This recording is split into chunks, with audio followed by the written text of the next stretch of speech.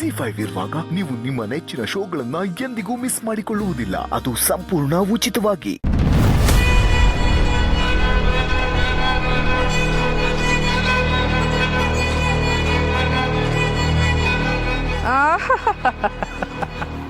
ಅಬ್ಬಬ್ಬಬ್ಬಬ್ಬ ಬಾ ಬಾ ಬಾ ಬಾ ಬಂಗಾರ.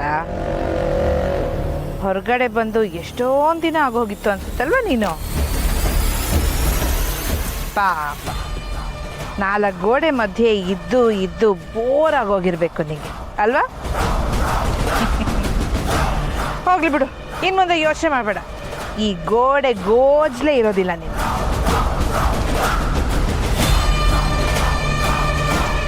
ಏಯ್ ಕಲಿ, ಪಾಪ ಏನಾದ್ರು ತಿನ್ನಕ್ಕೋ ಕುಡಿಯೋಕ್ಕೋ ಕೊಡೋದಲ್ವೇನೋ?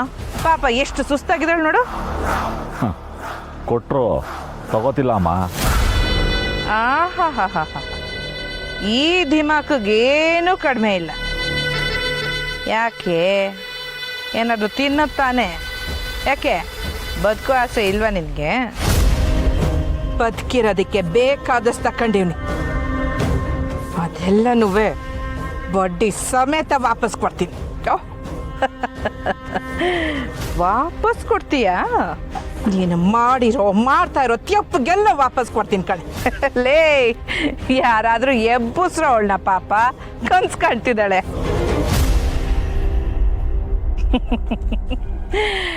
ನನಗೆ ವಾಪಸ್ ಕೊಡ್ತಾಳಂತೆ.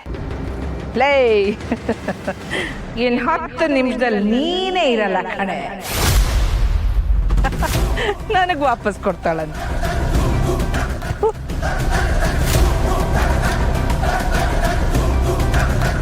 ಏನ್ ಹಾಗೆ ನೋಡ್ತಿದೀಯಾ?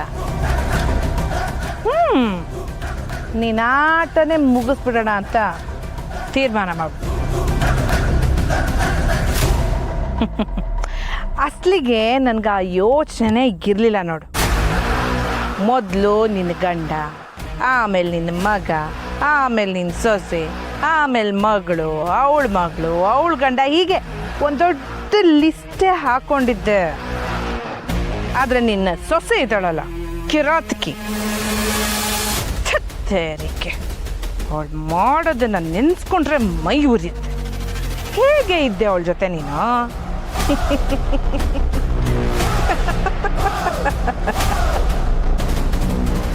ನನ್ನ ಸೊಸೆ ಅನ್ಯಾಯದ ವಿರುದ್ಧ ಹೋರಾಡವಳು.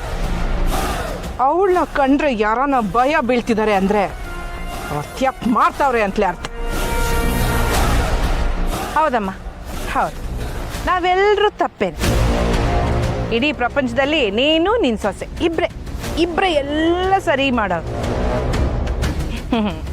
ಹಾಗಾದ್ಮೇಲೆ ಈಗ ಕಡೆಯದಾಗಿ ಕೊನೆ ತಪ್ಪು ಮಾಡ್ಬಿಡ್ತೀನಿ. ಕಲಿ,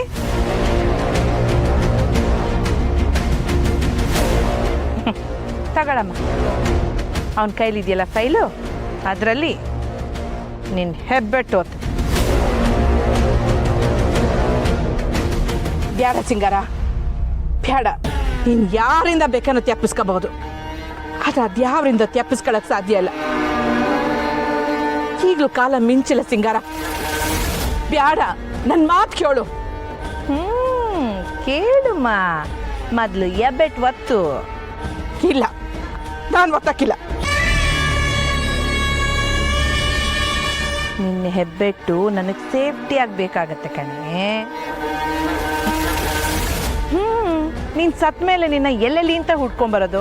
ಅದಕ್ಕೆ ಈಗಲೇ ಎಲ್ಲೆಲ್ಲಿ ಬೇಕೋ ಅಲ್ಲೆಲ್ಲ ಹೆಬ್ಬೆಟ್ಟು ಹೊತ್ಕೊಂಡ್ಬಿಡ್ತೀನಿ. ಲೆಕ್ಕಲಿ ಹಿಡ್ಕೊಳ.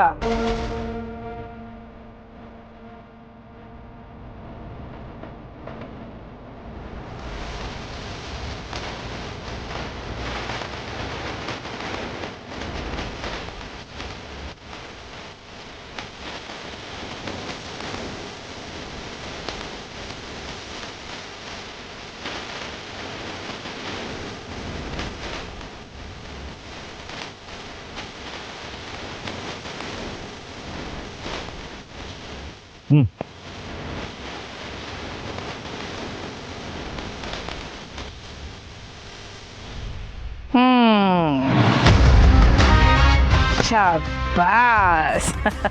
ಇನ್ನು ಮುಂದೆ ನಿನ್ನ ಸಮಾಧಿ ಮೇಲೆ ನನ್ನ ಅಧಿಕಾರ ಸ್ಥಾಪಿಸ್ತೀನಿ. ಆಮೇಲೆ ನಿನ್ನ ಗಂಡ ಮಕ್ಕಳು ಅವ್ರ ಹೆಸರಲ್ಲಿರೋ ಆಸ್ತಿನೆಲ್ಲ ನನ್ನ ಹೆಸ್ರಿಗೆ ಮಾಡ್ಕೊತೀನಿ.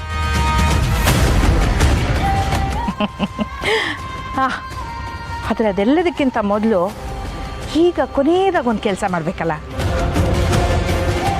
ಏನು ಅಂತ ಅನ್ಕೋತಿದ್ಯಾ? ನಡಿ ಹೇಳ್ತೀನಿ. ನಡಿಯಲೈ, ಕರ್ಕೊಂಬಂದ್ರ.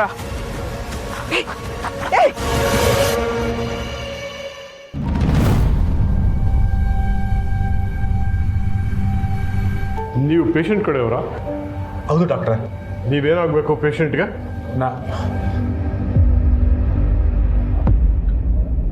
ಅವಳು ನನ್ನ ಅಕ್ಕನ ಮಗಳು ಡಾಕ್ಟ್ರೆ. ಅವ್ರಿಗೇನು ತೊಂದರೆ ಇಲ್ಲ ಅಲ್ವೇ? ಭಯ ಪಡುವಂಥದ್ದೇನೂ ಇಲ್ಲ. ತಲೆಗೆ ಪೆಟ್ಟು ಬಿದ್ದಿರೋದ್ರಿಂದ ಸ್ಟಿಚಸ್ ಹಾಕಬೇಕು. ಬ್ಲಡ್ ಹೋಗಿರೋದ್ರಿಂದ ಸ್ವಲ್ಪ ಟೈಮ್ ತಗೊಳುತ್ತೆ. Don't worry.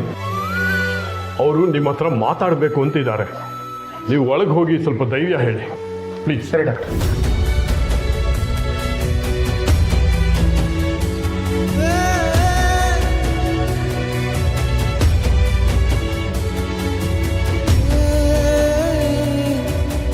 ಏನಾಯ್ತು ಕಾಳಿ? ಅವೇ ನಿನ್ಗೇನು ಆಗಕ್ಕಿಲ್ಲವೇ? ಗೊತ್ತು ಕಣ್ಲ, ಡಾಕ್ಟ್ರನ್ನೆಲ್ಲ ಒಳ್ಳೆ ಕಳಿಸಿದ್ದು ನೀ ನನಗೆ ಧೈರ್ಯ ಹೇಳ್ಬೇಕು ಅಂತ ತಾನೆ. ಇಲ್ಲಿ ನೋಡಿದ್ರೆ ನಾನೇ ನಿಂಗೆ ಧೈರ್ಯ ಹೇಳೋಂಗೆ ಆಯ್ತಾಯ್ತಲ್ಲ.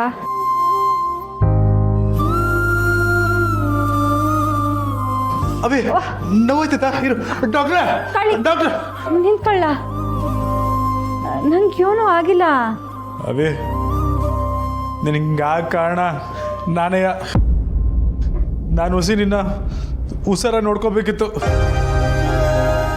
ನನ್ನಿಂದಲೇ ಇದೆಲ್ಲ. ಇದ್ರಾಗೆ ನಿಂದು ಏನೂ ತಪ್ಪಿಲ್ಲ ಕಾಳಿ. ನೀನು ನಿನ್ನ ಶಕ್ತಿ ಮೀರಿ ನನ್ನ ಅವರಿಂದ ಕಾಪಾಡಕ್ಕೆ ಪ್ರಯತ್ನ ಪಟ್ಟಿದ್ಯಾ.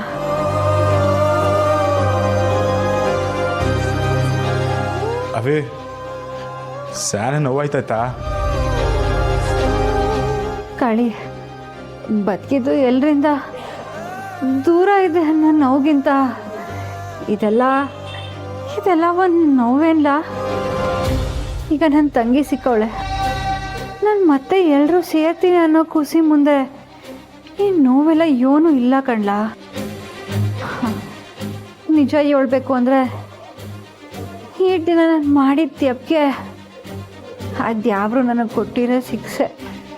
ಅವೇ ಬಿಡ್ತು ಎಲ್ರಿಗೂ ಒಳ್ಳೇದು ಬಯಸೋ ಅನ್ನಪೂರ್ಣಿ ನೀನು.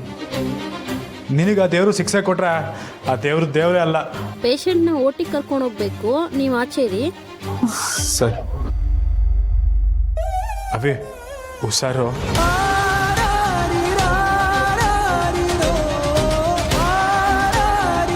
ZEE5 ಆಪ್ ಡೌನ್ಲೋಡ್ ಮಾಡಿ ಎಲ್ಲಾ ಸಂಚಿಕೆಗಳನ್ನು ಸಂಪೂರ್ಣ ಉಚಿತವಾಗಿ ನೋಡಿ.